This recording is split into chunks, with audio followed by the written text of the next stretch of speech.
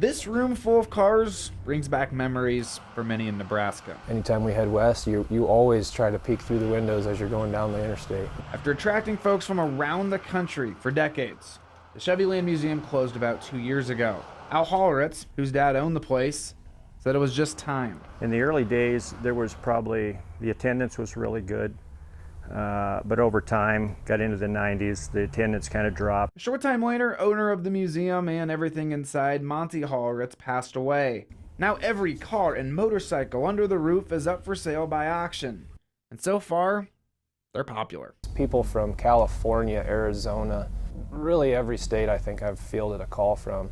Matt Cope works for Big Iron Auctions, the company that is facilitating and managing the auction. We do sell classic cars quite often, but never on a scale like this.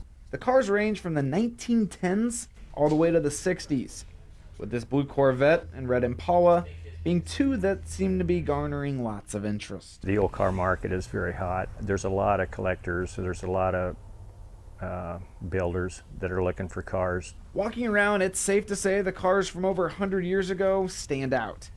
Mainly because you can barely find them anywhere now, let alone buy them. General Motors built their cars around wood frames, and for the most part over the years wood would deteriorate and the car would fall in and that would be the end of it. But the cars that were shedded and taken care of, they're just harder to get. Now all these cars here have some story to tell, but that's especially true for this 1965 Impala. It was used for a deadly bank robbery from 1965 in Big Springs, Nebraska. And he actually killed some people there. He got caught, he's in prison today. The car was impounded, and then I believe a gentleman from Grand Island ended up buying the car. It's got 13,000 original miles on it. You know, it was preserved. Al is reopening the museum to show off the cars one last time, starting next week.